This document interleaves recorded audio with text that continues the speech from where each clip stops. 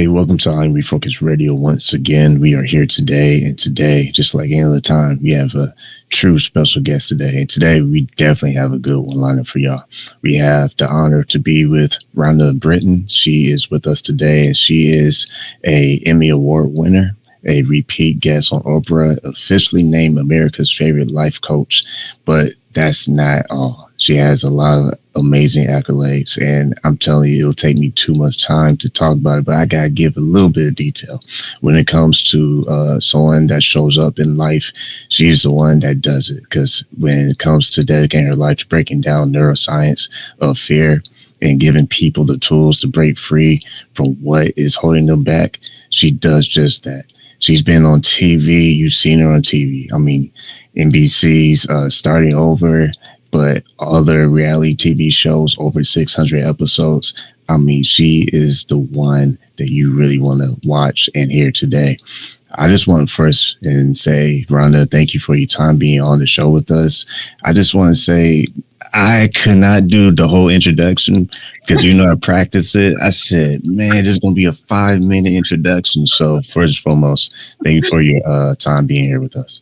Oh, my pleasure. My pleasure. Yeah, you don't have to tell much about me. Just be like, Rhonda Britten. That's it. That's good. But I appreciate you being on, because on a serious note, I want to know first and foremost, because when I saw your request to be on the show, I said, I cannot let this question go by without asking her, what was it like being on Oprah? Because I remember when I was a little bit younger, my mom was a big fan of watching the show. And the word in the household was like, if you've been on Oprah, you definitely made it. So kind of real quick, share the experience. What was it like? How did you get discovered to be on her show? Well, it's really interesting when you say, you've made it when you've been on Oprah. Well, I was on Oprah the first time, right when I was starting to coach, right when I started building my business. And I was on there because the first time is because I actually wrote a letter. I wrote a letter because people back then were talking about rape and incest and abortion and all of these topics, but nobody was talking about what my secret was. And so I wrote to her and said, I've got the biggest secret that nobody talks about. So she had me come on and talk about it. And back then I was, it's the first time I've ever shared my story in public, first time I've ever said it out loud to anybody but one person. So it was scary. She was great. She was very empowering, impactful. We actually have a friend in common, so we talked during the breaks. And then the last time I was on, it was because, I've written books and she knew who I was, and, she knows me. So she had me come on as a resilience expert. But what you're saying is what's interesting. Like your mom said, somebody's successful, been on Oprah. Well, because I was on Oprah at the start of my career, I was able to say I was on Oprah. So I was able to, I'm sure I got a lot of speaking events because I said I was on Oprah. I mean, from an outsider looking in, that's always something that we always wonder. How do they get on so-and-so show? Like, it's amazing to be able to talk to you today, because your book that you sold over 150,000 copies of, Fearless Living, that's the focus. And you also, you are the founder. You can see on the ticker tape there, you're the founder of Fearless Living Institute. Kind of tell us a little bit about building the momentum of your book, but also starting the Institute and how that formed. Okay. So, building my business, I never thought about becoming a coach because I didn't think that I had a right to become a coach. I was one of those people that really believed my past dictated my future. And so I never thought I was a good role model. And I really believed that. And so I owned my own PR agency at the time, and for working for small entrepreneurs, like one person businesses. And one of my clients was one of the first life coaches. And so he would always tell me I'm going to be a better life coach than him, which there's no way, he's a genius. But he was the one that really encouraged me to do it. I was also at the same time going through a spiritual practitioner 4-year program in order to become a spiritual counselor. Never planned on becoming a spiritual counselor, but just wanted to go through the program and learn more.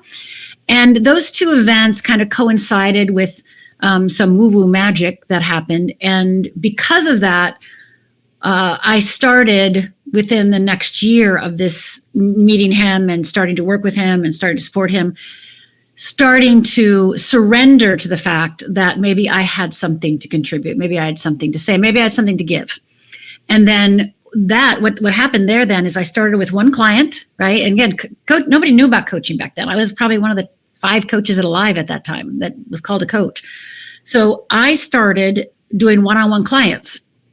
That's what I did. I did one-on-one clients. And for the first 6 months, I only had 2 clients. And I could not get another client. And finally, like around the 6-month mark, I had an epiphany. And within 1 week, I had 20 clients. And that started me on a roll in the sense of I had a full slate. And then from there, one of my private clients asked me to teach in her business. And I was like, no, I don't do that. You know, again, I'm fearless living. So I was like, I don't do that. I do privates. And she's like, no, I want you to come and teach what you're teaching me. It's like, no, I don't do that. And so she basically wore me down. So I went and talked to 4 of her clients. And I got up in front of the room. I used to be an actress when I was younger. And all of a sudden I'm teaching in front of 4 people and I was in heaven. Who knew? So then that taught me, then I started teaching and then doing workshops. And then when I was teaching workshops, I started going, I need to get more people in workshops. And then I started speaking.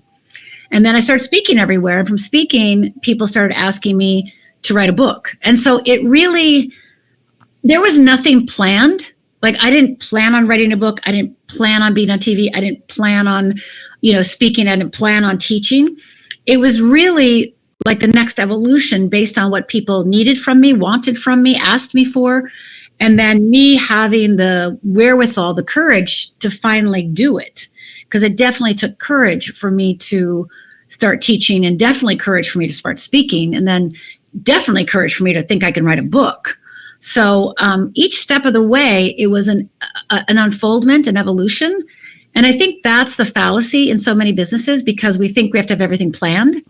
And, I was the first life coach on TV in the world changing lives.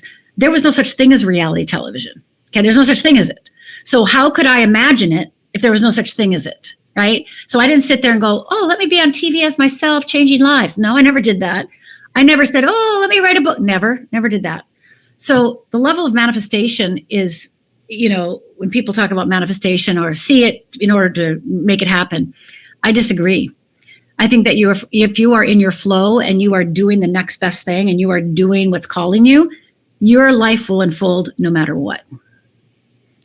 I have to agree fully with what you're saying because as you were talking, I can't help but just kind of think of all the amazing people I've interviewed. And there's a common thread in what you're saying, and that is courage and understanding that the evolution part of your journey as you are building your life.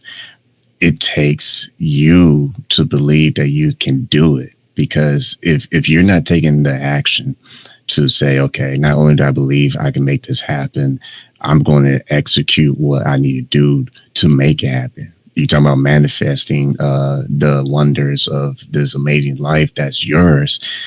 It's not amazing until you become amazing. Like we all have our amateur level. Like I remember when people were begging me to be on YouTube on video, I said, hey, that's not my world. I'm an audio guy.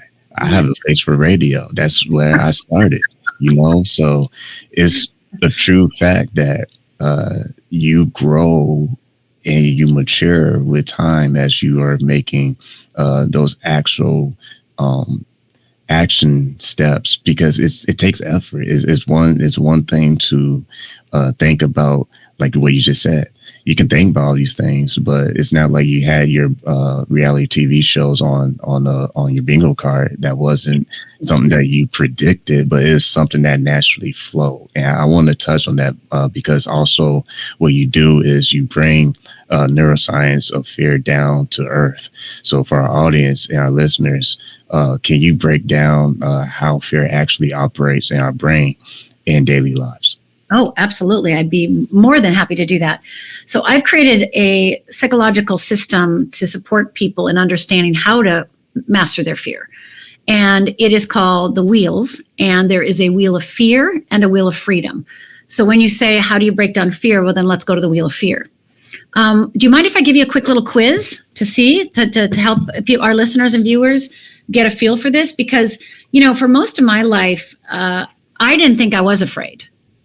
I mean, I grew up in Upper Michigan. I was Finnish, 100% Finnish. We didn't talk about feelings, and we definitely weren't afraid.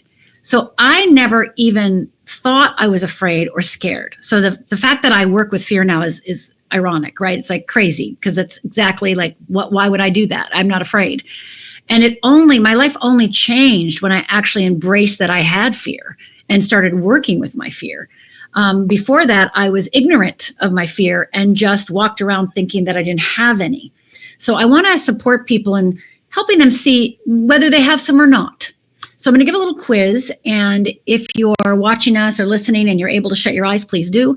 And if you're able to nod your head when I read this list, nod your head if you do any of these things or feel any of these things. That would be great, because giving yourself a little like, yes, I do that. Yep, you're right. Yep, I do that. All right, so here's the list. Do you ever isolate yourself? Do you ever pretend everything's okay when it's not? Do you ever hide out? Do you ever secretly whine? Do you ever compare? What about manipulate? What about get defensive or judgmental? Do you ever complain, procrastinate? Do you ever wait and call it patience? Do you ever blame, struggle, worry? Do you ever try to get control? Do you ever deflect? Do you ever feel bitter, powerless? Do you ever feel dissatisfied or self-centered? Do you feel resentful or entitled? Do you ever become a perfectionist or a people pleaser? Do you ever get disappointed or irresponsible? What about overwhelmed or ignored? Do you get irritated, like now with me right now reading this list? What about annoyed, self-pity? And what about being a victim? So everybody open their eyes, and how much did you nod your head? And, whether I talk to a room of 1,000 people or 100 people, I would say 95% of the room has over 95% of those the things they do or say. Would you agree with me? Yeah. I would say I'm on all of those things, because if every part of life, right? When you check your mile markers, I think we can, if we're honest with ourselves, there's been one point in our life where something on that list has been part of our journey, because I think when you are frustrated enough, it's like a clue saying, all right, it's time for something to change. And that's something that you see in the mirror. It's no longer the blame of the world or so and so that you think is holding you back. Yes. I think once we are humble enough to say, okay, let me look at reality, not what I want to see, but what I actually see in my reflection, and adjust from that point. Because if we try to latch ourselves, then I believe that continues the frustration, because every time we look back, it's the same thing. Like, we never made any choices to better ourselves or to push ourselves, or we didn't surround ourselves with the right people. So at the end of the day, everything you say on that list, I believe we all can relate to that. And so this list, one of the first things that people can do just to understand how fear works is to take this list, because most people use this list to beat themselves up. And it's their character flaws. It's the things that's their problems. It's the things they want to change about themselves. And while that all might be true on one hand, really how I think of these things is anytime you do any of these things, feel any of these things, experience any of these things, it's just a signal that fear is on patrol. And so these are what I call fear responses. So let's say the next time you procrastinate, you want to beat yourself up. Instead say, wait a minute. Rhonda told me procrastination is a fear response. So you can reframe it, relabel it. So you can start putting a distance between you and it, and not make it a shame event, a blame event, a beating yourself up event, but an insight event, a awareness event, a shift event, a shift opportunity. So the next time you worry, blame, isolate, stop, and say to yourself, okay, I'm not going to beat myself up. Instead, I'm going to reframe it and go, this is a fear response. This is just simply telling me that there is fear. And when does fear come to visit you? When you move into the unknown. And not even move. It could be thinking about it. It could be just even contemplating. It could be hearing a story from somebody else that your body starts, resonating with. And, your wheel of fear starts going, okay, wait a minute. She's thinking about changing. Wait a minute. Because fear's only job, and I believe every feeling has a job. Well, fear's job is to keep you safe. And it is structured itself in our neurobiology to keep us safe. We're literally wired for fear. We're literally wired for fear. So let's say we have a problem in the present and we want to have a new future. Unless we are awake and aware, unless we know what's happening, we will be in the present moment, again, trying to solve it and make a better future. But our body and brain automatically go to the past to find a solution. And that's why we feel like we're repeating all the time, right? So we look in the past, don't mean to look in the past. We want to do something different, but we end up repeating the past. And that's the way that fear keeps us safe, because fear's kept you alive till now, right? So fear's like, oh, I did a great job. I'm amazing, right? So it's going, okay, all those things work to keep her or him alive. So this is great. I just have to have her do those type of things again. I just have to keep her doing those things. And then that way you feel crazy. You feel like, why am I on this treadmill? Why am I on this hamster wheel? Why do I keep repeating the same patterns over and over again? It's because the wheel of fear, my friend, is a wheel. It spins around. There's 4 components and it spins around. And unless you are aware and awake, you will keep spinning. But now once you're aware and awake, and again, one of the ways to do that is to relabel your procrastination, your judgment, your blaming, your shaming, etc., to a fear response.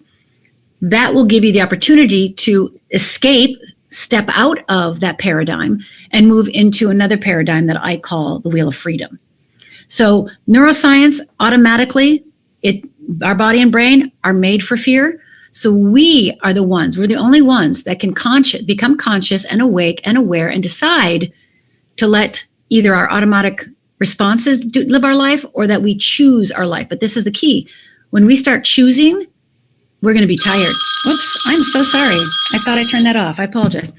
When we start becoming aware, we're also going to get really tired because we're not used to that level of awakeness. So yes, you are going to be a little tired when you start becoming more awake.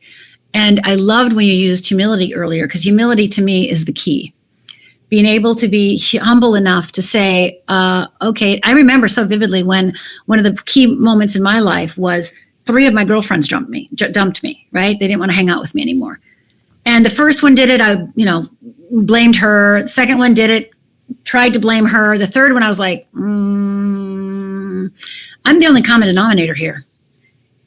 And I had to get to that place of surrender and humility to be willing to even say that to myself. And then to look at myself in the mirror and say, okay, it's you, Rhonda. It's not about anything out there. It's you. And then, of course, as I was on my path, then, of course, I figured out this fear thing. And now I teach others how to get off their wheel of fear and onto their wheel of freedom. Once again, you're listening and watching us online on Refocused Radio, talking to our guest today, Rhonda Britten. You can go to her website, fearlessliving.org, but she's the founder of Fearless Living Institute, and we're talking everything about fearless living. My next question for you, I love what you said about the way the hamster wheel and treadmill effect, because I think that is something that is easy to get on because it's convenient in the beginning until it's not. It means by saying the beginning is because in the beginning it's like, okay, I'm trying to relax. I'm trying to take a break. And before you know it, that break turns into a habit and you never end up starting where you need to start executing. And I think that's a great point you made, and goes into a segue to my next question, is that you develop fearless living as a framework for breaking free from fear. We've been talking about that. But what are some of the first practical steps that if someone's watching this or listening to us that they can start taking today to start that whole lifestyle of living fearlessly? Oh, well, I have the perfect thing. So I would love to gift all your listeners and viewers a free course. And it is going to be a great first step, because you were talking about how do you start taking action? You've said that a few times about taking action, about being humble enough, being able to move forward, right? So it's called Stretch, Risk, or Die. And in order to move forward, in order to achieve a goal, in order to achieve a dream, in order to make it happen, you must, i.e., stretch, risk, or feel like you're going to die. So I created this tool for a client of mine, and now it's all my clients' very favorite tool. And what you're going to do is it has 3 videos, super easy, 3 15-minute videos. Can't make it much easier than that. And I have worksheets and a workbook, templates, everything you need in order to really start putting that dream and goal in place. And I'm going to show you how to lay it out so you can actually take action. And I'm also going to point out and show you why you're not taking action, what's been holding you back. And also the third video of the three has me describing the wheel of fear, which we haven't been able to do yet. And that will describe the whole thing. So you'll see me going through what the wheel of fear is, which will of course support you as well. So go over to fearlessliving.org/risk, R-I-S-K, fearlessliving.org/risk, R-I-S-K. Go over there, put your name and email in, and you're going to get access to my platform, and you'll get access to the class, Stretch, Risk, or Die, and take it. It's three 15-minute videos. And I promise you, you're going to feel relief, and you're going to be able to live the life your soul intended with more ease, more grace, more power, and more confidence. So get on over there and do that. So that's the first step. The second thing is actually, I'm going to go back to what I said a minute ago, is anytime you're about to beat yourself up. So in the world of fearless living, beating yourself up is a no-no. There is no good reason ever to beat yourself up or another human being. It's baloney. So I can't tell you how many people have said to me over the years, well, Rhonda, I have to beat myself up because it motivates me to change. Really? Really does it? Has it done that? Really? Because everybody I know, it hasn't motivated them to change.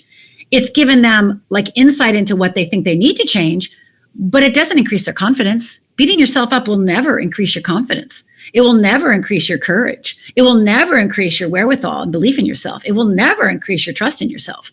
So instead of beating ourselves up, we want to do what I shared before, which is start labeling all of those. I'm beating myself up. Okay, that's fear. It's not me, it's fear. So once you can create that separation between you and it, give yourself some space, that space creates an opening for you to slow down and rethink what is your next step to make a different choice. Now, when you understand your wheel of fear and wheel of freedom, I actually help you make those choices because I'm going to give you a framework in which to make those choices. So when we're on our wheel of fear, what we're doing is we're just attempting to avoid fear, right? And you do all those fear responses in order to avoid that core negative feeling. You want to avoid ever being seen a certain way, and you are going to act from that place of your fear. But on the wheel of freedom, we have something called the essential nature. And that essential nature is that part of you that you hid away a long time ago because it wasn't safe to express it.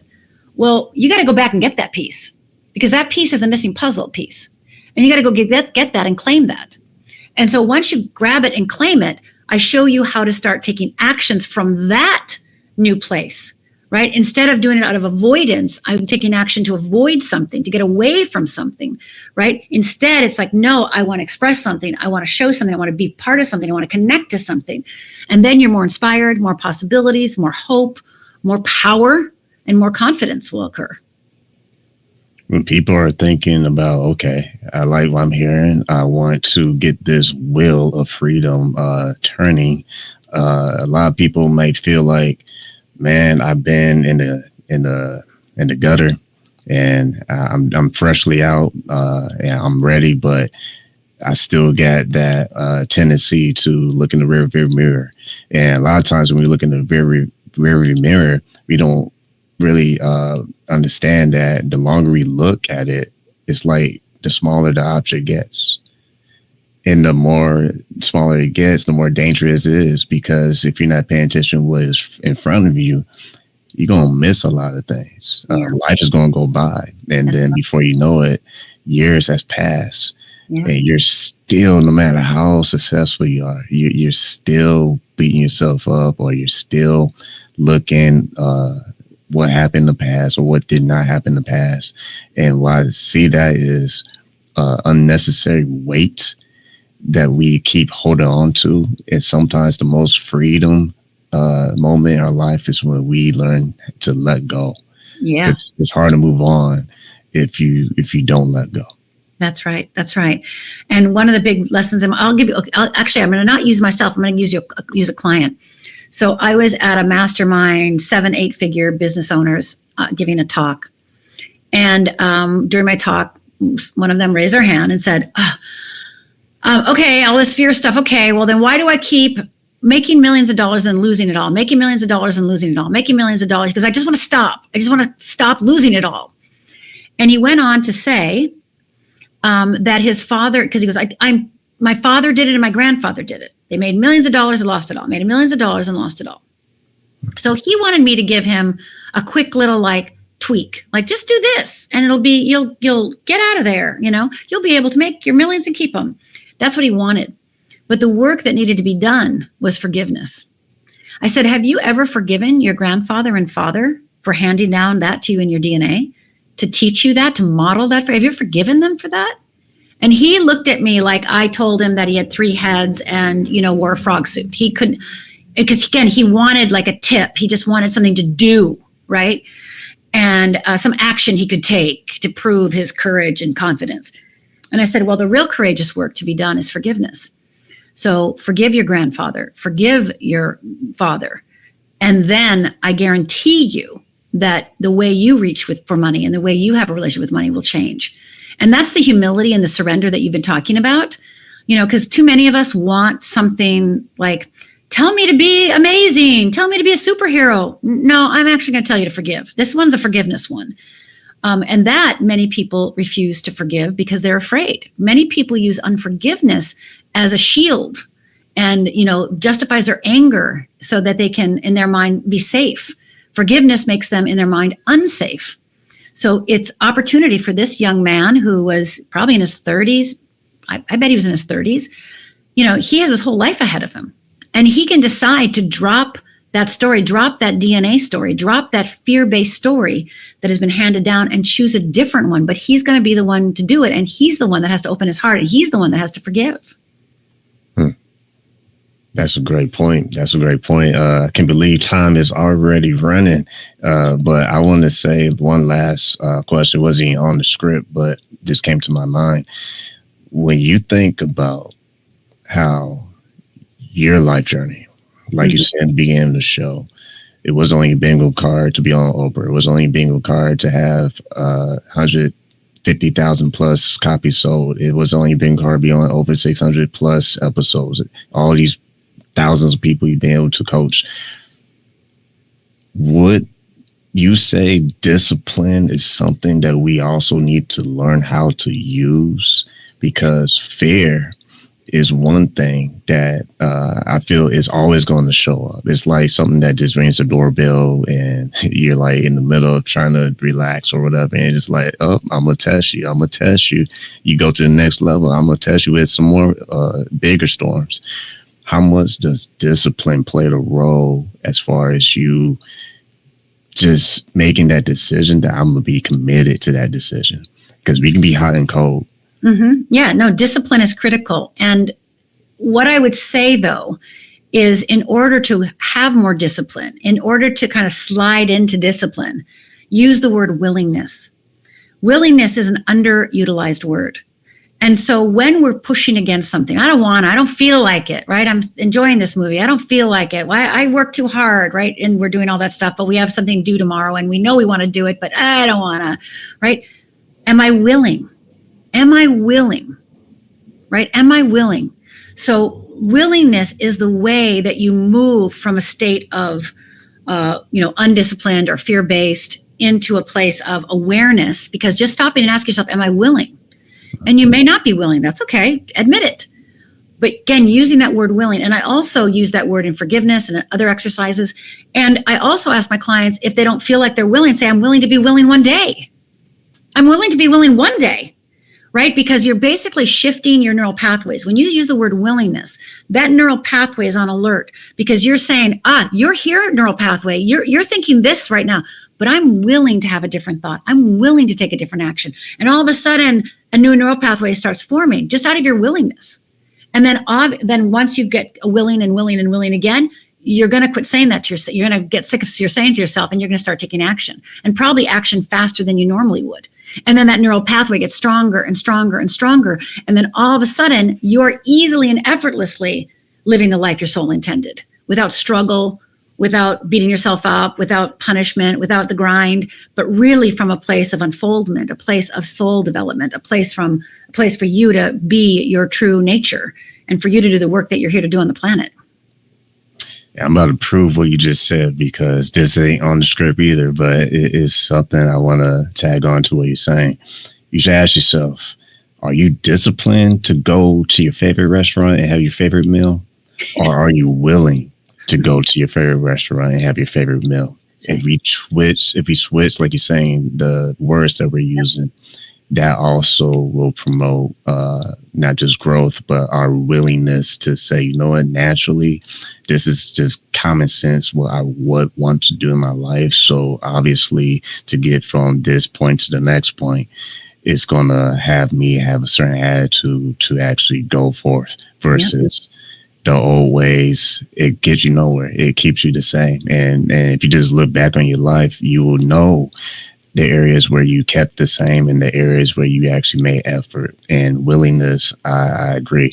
Once you have that attitude, it changes, it softens how you kind of think a little bit, but it still makes you a stronger person and how you lead the way. It basically takes you out of black and white thinking and moves you into gray, right? It moves you into gray. And by the way, gray is where intuition happens. Gray is where source happens. Gray is where the possibilities happen.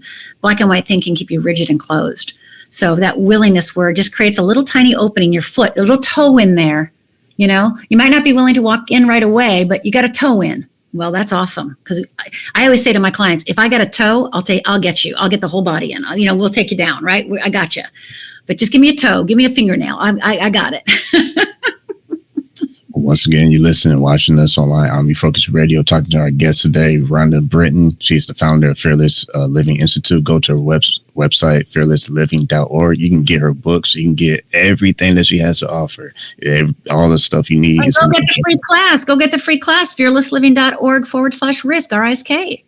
And we definitely had that in the show notes. So, like, anytime, I always tell my guests, I not only appreciate your time, but if you have anything you want to share with our audience as far as like new book you're working on or events or anything, what's the best way they can keep tabs on what you're doing?